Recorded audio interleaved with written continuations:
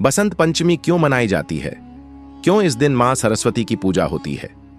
सृष्टि के आरंभ में जब अंधकार ही अंधकार था, जब मौन ही मौन था, जब कोई शब्द नहीं था, कोई स्वर नहीं था, कोई ज्ञान नहीं था, तब भगवान ब्रह्मा ने इस संसार की रचना की थी।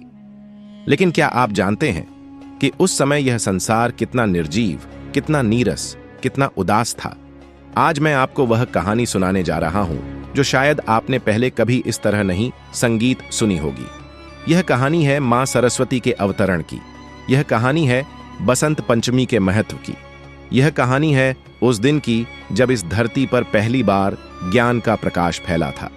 नमस्कार प्यारे संगीत दर्शकों, मैं अर्जुन एक बार फिर आपका हार्दिक स्वागत करता हूं आपके अपने चैनल ध्यान की गहराई ज्ञान का सागर में। दोस्तों, आज हम एक नई कहानी और एक नया वीडियो लेकर आपकी सेवा में उपस्थित हुए हैं। आज की कथा अत्यंत ज्ञानवर्धक और प्रेरणादायक है। कथा शुरू करने से पहले आपसे एक संगीत विनम्र निवेदन है। शास्त्रों में कहा गया है कि अधूरी छोड़ी गई कथा दुख और पाप का कारण बनती है, इसलिए इसे अंत तक अवश्य सुने। और अगर आप अपनी मां से सच्चा प्रेम करते हैं तो इस वीडियो को लाइक करें। हमारे चैनल ध्यान की गहराई ज्ञान का सागर को सब्सक्राइब करें और कमेंट में मां लिखकर अपना समर्थन दें। तो आइए बिना किसी विलंब के आरंभ करते हैं आज की प्रेरणादायक कथा। जब ब्रह्मा जी ने सृष्टि की रचना की तो उन्होंने सोचा था कि वे एक अद्भुत संसार बनाएंगे। उन्होंने पर्वत बनाए, नदियां बनाई, वृक्ष बनाए, पशु पक्षी बनाए और अंत में मनुष्य संगीत की रचना की। लेकिन जब उन्होंने अपनी रचना को देखा तो उनका हृदय भारी हो गया। क्यों? क्योंकि उनकी रचना में कुछ कमी थी, कुछ ऐसा जो इस सृष्टि को पूर्ण नहीं बना पा रहा था। पर्वत थे लेकिन उनकी गूंज नहीं थी, नदियां थीं लेकिन उनका कलकल स्वर नहीं था, पक्षी थे लेकिन उनकी चहचहाट नहीं थी, मनुष्य थे लेकिन संगीत वे मूक थे, गूंगे थे, एक दूसरे से बात नहीं कर सकते थे। कोई भाषा नहीं थी, कोई संगीत नहीं था, कोई कला नहीं थी, कोई ज्ञान नहीं था। सब कुछ था लेकिन सब कुछ नीरस था, बेजान था। ब्रह्मा जी ने देखा संगीत कि मनुष्य भटक रहे हैं। वे अपने मन की बात दूसरों तक नहीं पहुंचा सकते। वे अपनी संगीत भावनाओं को व्यक्त नहीं कर सकते। माता अपने बच्चे को प्यार करना चाहती है लेकिन कह नहीं सकती। पिता अपने पुत्र को आशीर्वाद देना चाहता है लेकिन शब्द नहीं है। प्रेमी अपनी प्रेमिका से प्रेम प्रकट करना चाहता है लेकिन भाषा नहीं है। गुरु अपने शिष्य को ज्ञान देना चाहता है लेकिन माध्यम नहीं है। ब्रह्मा जी का हृदय पीड़ा से भर गया। उन्होंने सोचा, मैंने क्या किया? मैंने तो एक अधूरी सृष्टि बना दी। यह संसार तो एक कारागार बन गया है जहां सब कुछ होते हुए भी कुछ नहीं है। उन्हें अपनी रचना पर ग्लानि होने लगी। वे व्याकुल हो गए, उनकी आंखों में आंसू आ गए। एक पिता की तरह जिसका बच्चा बोल नहीं सकता, वैसे ही ब्रह्मा जी का हृदय दुखी हो गया। ब्रह्मा जी अपनी पीड़ा को अधिक समय संगीत तक सहन नहीं कर सके। उन्होंने निर्णय लिया कि वे भगवान विष्णु के पास जाएंगे और उनसे इस समस्या संगीत का समाधान मांगेंगे। ब्रह्मा जी शिवसागर की ओर चल पड़े, जहां भगवान विष्णु शेषना की शैया पर विराजमान थे और माता लक्ष्मी उनके चरणों की सेवा कर रही थी। जब ब्रह्मा जी वहां पहुंचे तो उनका चेहरा उतरा हुआ था, उनकी आंखें नम थीं। भगवान विष्णु ने तुरंत समझ लिया कि कुछ गंभीर संगीत समस्या है। उन्होंने पूछा, ब्रह्मादेव, आप इतने व्याकुल क्यों हैं? क्या हुआ? ब्रह्मा जी ने अपनी व्यथा सुनाई। उन्होंने कहा, प्रभु, मैंने सृष्टि की रचना की लेकिन यह सृष्टि अधूरी है। इसमें प्राण तो है लेकिन स्वर संगीत नहीं है। यहां जीवन तो है लेकिन संगीत नहीं है। यहां मनुष्य तो है लेकिन भाषा नहीं है। मुझसे बहुत बड़ी संगीत भूल हो गई है। मैं अपनी रचना को पूर्ण नहीं बना सका। मुझे बताइए मैं क्या करूं? भगवान विष्णु ने मुस्कुराते हुए कहा, ब्रह्मादेव, यह कोई भूल नहीं है, यह तो एक अवसर है। आप एक महान शक्ति का आह्वान करें, एक ऐसी शक्ति जो इस संसार को वाणी दे सके, संगीत दे सके, कला दे सके, ज्ञान दे सके। आप अपने कमंडल संगीत से जल लें और उसे धरती पर छिड़के। उस जल से एक देवी का आविर्भाव होगा जो आपकी इस समस्या का समाधान संगीत करेंगी। ब्रह्मा जी को आशा की किरण दिखाई दी। उन्होंने कहा, लेकिन प्रभु, यह देवी कौन होंगी? उनका नाम क्या होगा? भगवान विष्णु ने कहा, वे वाग देवी होंगी। वाणी की अधिष्ठात्री देवी विज्ञान की देवी होंगी, कला की देवी होंगी, संगीत की देवी होंगी।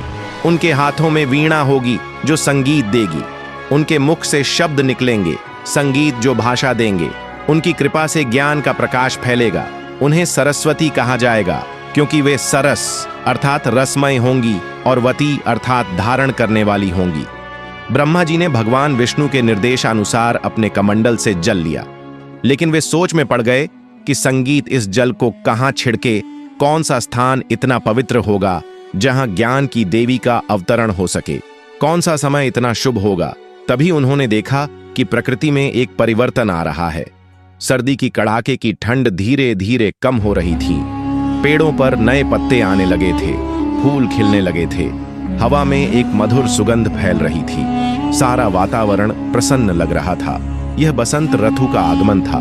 ब्रह्मा जी ने सोचा, यही सही समय है जब प्रकृति स्वयं नया जीवन ले रही है, जब चारों ओर उल्लास है, जब सब कुछ नया हो रहा है, तब ज्ञान की देवी का अवतरण होना चाहिए। और वह दिन था माघ महीने के शुक्ल पक्ष की पंचमी। ब्रह्मा जी ने अपने कमंडल का जल धरती पर छिड़का और तभी एक अद्भुत संगीत चमत्कार हुआ। उस जल से एक दिव्य प्रकाश निकला। वो प्रकाश इतना तेजस्वी था कि देवता भी अपनी आंखें बंद कर गए।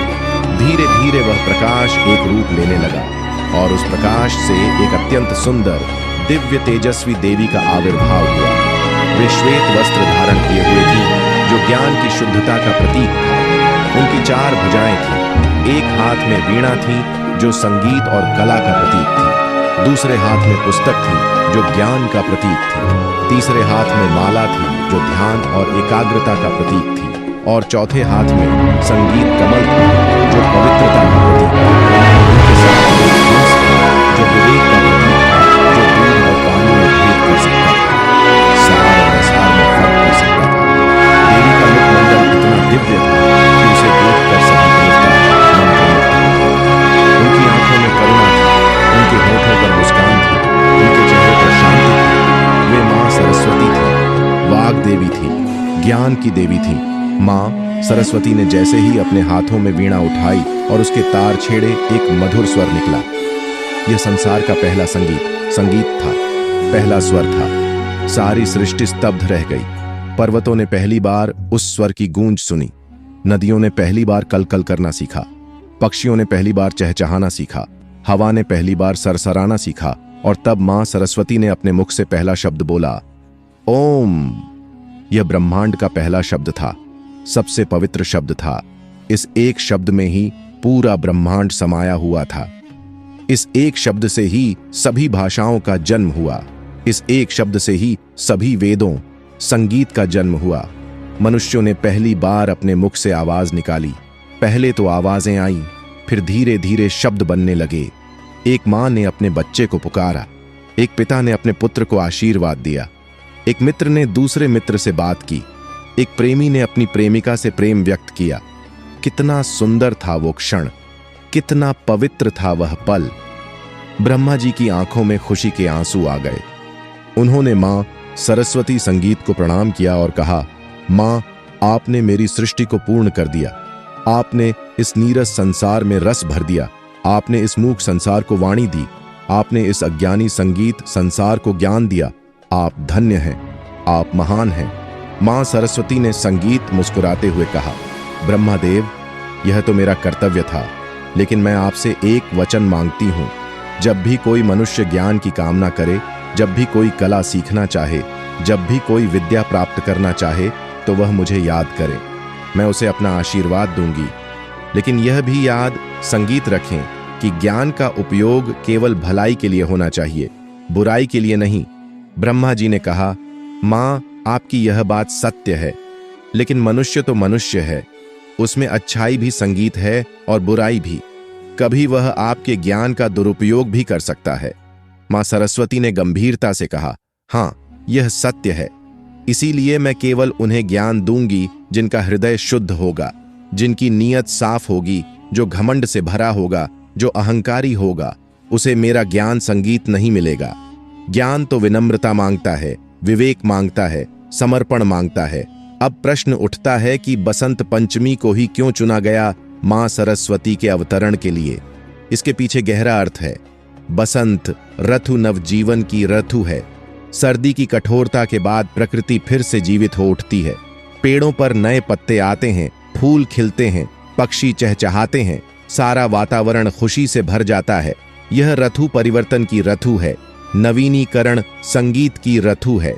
ठीक उसी तरह ज्ञान भी मनुष्य को नया जीवन देता है। जब किसी अज्ञानी व्यक्ति को ज्ञान मिलता है तो उसका जीवन बदल जाता है। वह अंधकार से प्रकाश की ओर आता है, वह मूर्खता से विवेक की ओर आता है। यह एक नया जन्म है, एक नई शुरुआत है। माघ महीने की शुक्ल पक्ष की पंचमी को यह अवतरण हुआ। पंचमी का अर्थ संगीत है, 5वां दिन। 5 हमारे पंच तत्वों का प्रतीक है, पृथ्वी, जल, अग्नि, वायु, आकाश। यह पांचों तत्व संगीत मिलकर इस सृष्टि की रचना करते हैं और मां सरस्वती ने इन पांचों तत्वों में प्राण फूंक दिया, उन्हें स्वर दिया, उन्हें ज्ञान संगीत दिया। मां सरस्वती के अवतरण के बाद युग बीत गए। उनकी कृपा से अनेक विद्वान हुए, अनेक कवि हुए, अनेक संगीतकार हुए। लेकिन एक बार ऐसा भी हुआ जब किसी ने मां सरस्वती के ज्ञान का घोर दुरुपयोग संगीत किया। वो था रावण। रावण महान विद्वान था। उसने चारों वेद कंठस्थ किए थे। वो संगीत में निपुण था। वो शास्त्रों का झाता था। लेकिन उसमें एक बहुत बड़ा दोष था। अहंकार। उसे अपने ज्ञान पर इतना घमंड था कि वह स्वयं को सबसे श्रेष्ठ मानने लगा था। वह देवताओं को भी तुच्छ समझने लगा था। एक बार रावण संगीत ने सोचा कि वह मां सरस्वती को भी अपने वश में कर लेगा। उसने कठोर तपस्या की, वर्षों तक तपस्या की। मां सरस्वती प्रसन्न हुई और उसके सामने प्रकट हुई। लेकिन जब उन्होंने रावण के मन में झांका तो उन्हें उसका अहंकार दिखाई दिया। मां सरस्वती ने कहा, रावण, तुम महान विद्वान हो, यह सत्य है, लेकिन तुम्हारे भीतर अहंकार भी है। तुम अपने ज्ञान का दुरुपयोग कर रहे हो। तुमने अपनी विद्या से संसार का कल्याण नहीं किया, बल्कि अधर्म का मार्ग अपनाया है। रावण ने अहंकार से भरकर कहा, मां, मैं तो केवल अपना अधिकार मांग रहा हूं। मैं इतना विद्वान हूं, इतना ज्ञानी हूं, फिर क्यों मुझे वह सम्मान नहीं मिलता जो मुझे मिलना संगीत चाहिए? क्यों देवता मुझसे ईर्ष्या करते हैं? मां सरस्वती ने दुख से कहा, रावण, ज्ञान तो तुम्हारे पास है लेकिन विवेक नहीं है। तुम्हारे पास विद्या है लेकिन विनम्रता, संगीत नहीं है। ज्ञान बिना विनम्रता के अभिशाप बन जाता है। याद रखो, जितना बड़ा विनम्रता भी मांगे, करुणा भी मांगे, प्रेम संगीत भी मांगे, क्योंकि ज्ञान तभी सार्थक है जब उसके साथ प्रेम हो, करुणा हो, मानवता हो। ओम एस सरस्वती नमः। जय मां शारदे, जय मां सरस्वती, जय ज्ञान।